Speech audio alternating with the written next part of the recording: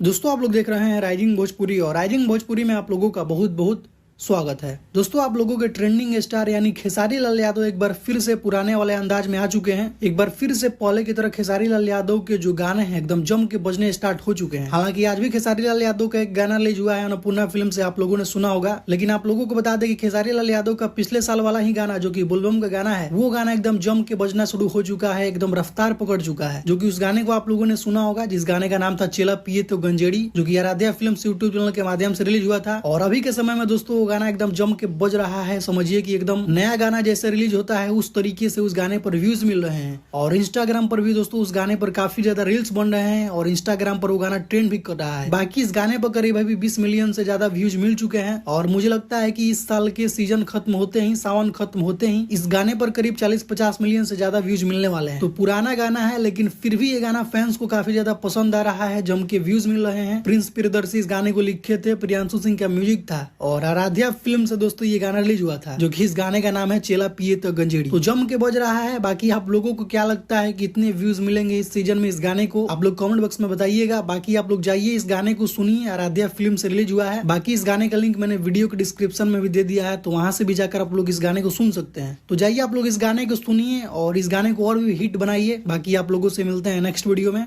Thank you so much.